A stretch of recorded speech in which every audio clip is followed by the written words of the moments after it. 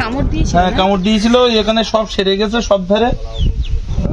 এমন চাপ দিয়েছে সেই চাপ অনুযায়ী কসকস কসকস চুরি কাটি আমরা একবার আটটা নয় ভালো রাখার জন্য আমি দেখলাম যে আমি তো মরে গেছি, তাই গিয়ে ভালো যদি ছেড়ে টেড়ে দেয় কিনা আমি।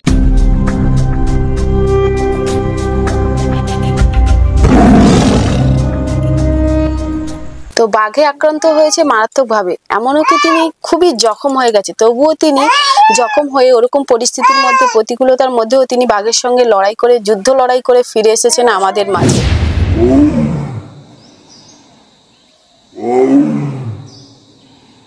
এখনো উনি আমাদের মাঝেই আছে, এই মাসখানেক হচ্ছেন।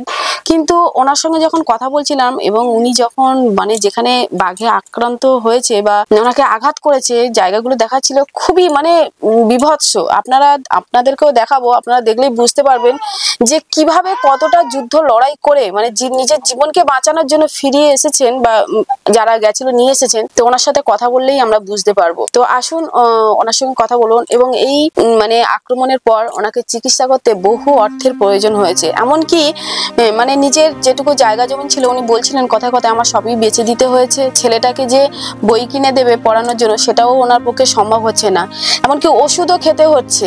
তো আপনাদের কাছে একটাই রিকোয়েস্ট করব যে আমার এই 48,000 ফ্যামিলি মেম্বার আছেন, তো প্লিজ যদি এনাকে কেউ কিছু দিয়ে অন্তত আমরা এনার সাথে কথা বলবো, কথা বলার পরে এনার এই ভিডিওর নিচে আমরা এনার অ্যাকাউন্ট নাম্বার দিয়ে দেবো। যতটুকু পারবেন অন্তত প্লিজ সাহায্য করার চেষ্টা করবেন, শেয়ারের মাধ্যমে অন্যকে দেখার সুযোগ করে দেবেন, ওনারাও যেন সাহায্য করেন। এখান থেকে 1 মাস 4-5 দিন হচ্ছে আমি জঙ্গলে গিয়েছি কাংড়া ধরতে গিয়ে ওই আমরা 3 জন ছিলাম, একটা মহিলা আর আমরা 2 জন বেটা ছেলে। কতদিনের জন্য গেছিলেন? ও 5-6 দিনের জন্য জঙ্গলে গিয়েছিলাম। এবার আমার তো খুব দুর্দিন যাচ্ছে, আমার রেস্টি মালিকটা মারা যাওয়ার পরে আমার খুব বনে জঙ্গলে চলাফেরার খুব অসুবিধা হচ্ছে। তা যাই ঘুরে গেলাম, একটা ক্ষেপ করেছি আর এবছরে আর কোনো ক্ষেপ করতে পারিনি। তা এই দুর্ঘটনা ঘটে গেল, বাঘ বনের ভিতর থেকে লাফ মারিয়ে পড়েছে।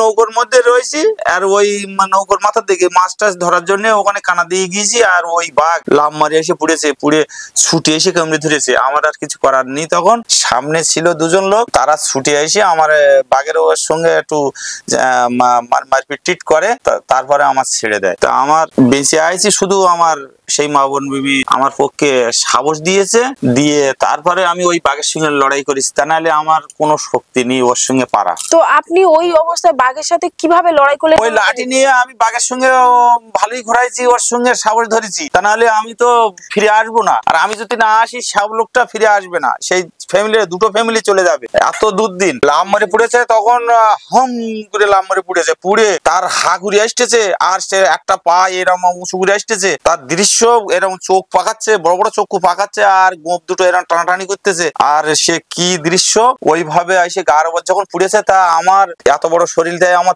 দলাপনা ঘুরে ফেলিয়েছে, একখানা চেপি হাফ বুকের তলায় পড়ে গেছি আর হাফ দাঁড়িয়ে আছি। ওইভাবে আমার জীবন শেষ করে দেওয়ার পথে ওরা আসলে আমার ছেড়ে দেয়, বাঘটা লাভ মারে চলে যায়। আমি তারপরে আমি নৌকায় উঠে আমি আস্তে আস্তে বেরিয়ে আসার চিন্তা ভাবনা করি।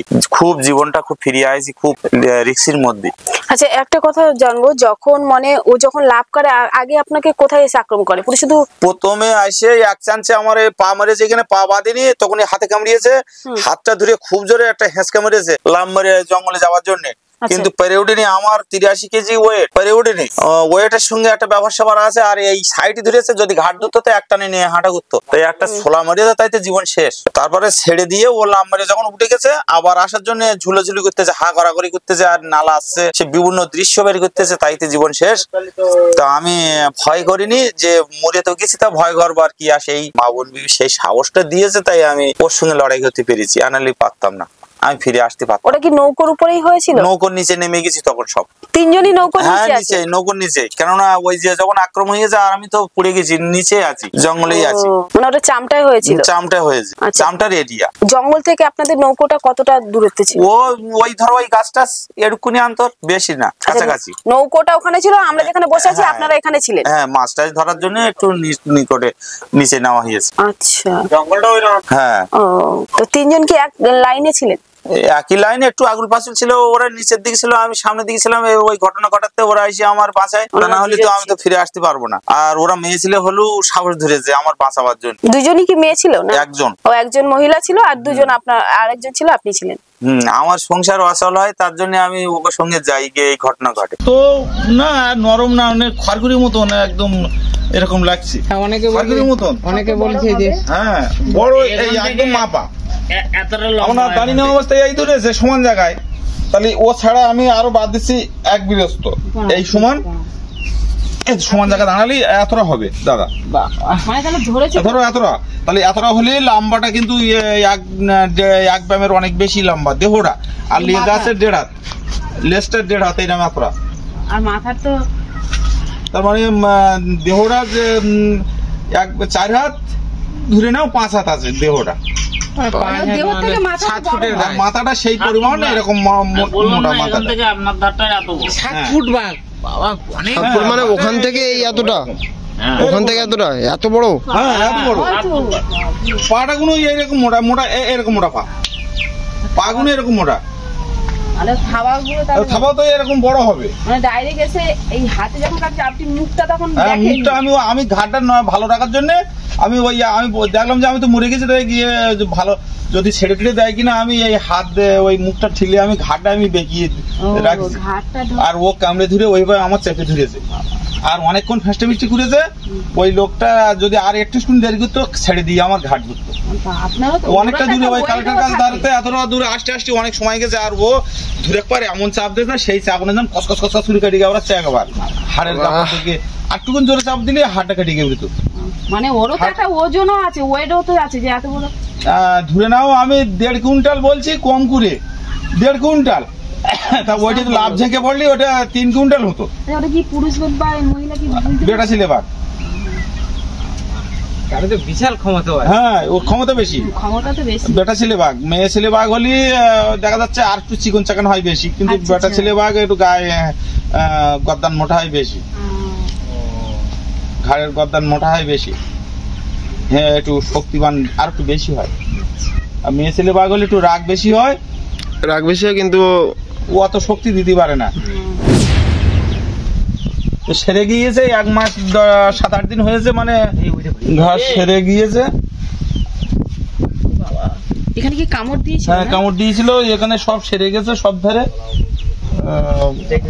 এখানে এতটা সেলাই ছিল, সে এটাকে সেরে গেছে, বা পিটি একটা দাগ আছে, মানে প্রথমে থাবাটা মেরে ওখান থেকে বেরিয়ে গেছে, এখানে যে একটা দাগ আছে। অনেক ঘাস সেরে গিয়েছে, 1 মাস পুরো ওষুধ খাইছি, আর বেডে ভর্তি ছিলাম। এখনো ওষুধ চলছে? এখনো ওষুধ 1 কাঁড়ি আছে, চলছে, এখনো আর 1 মাস ওষুধ খেতে হবে, তারপর যদি কি হবে। বুকের তলায় ওখানটা হ্যাঁ এটা এতটা ফাটা ছিল। আচ্ছা, মানে এখান থেকে পুরো হাত এরকম উঁচু করেছি, ও এসে ছুটে এসে ওখানে কামড়িয়েছে, ও সেন্স কি করে খুব নিয়ে যাওয়ার জন্য, ওয়েটের জন্য পেরিয়ে উঠিনি। মানে আপনি ফার্স্টে দেখেছিলেন? হ্যাঁ বাঘ আসতেছে দেখে আমি একটা পা তোলার সময় দেইনি, এত খাবার গতে গিয়ে এসে পুড়েছে। হনার মুখে শুনলেন যে উনি মানে কতটা মানে সেই লড়াই করে ফিরে এসেছিলেন, এবং ফিরে আসার পর থেকে এনার বহু অর্থ খরচ হয়েছে।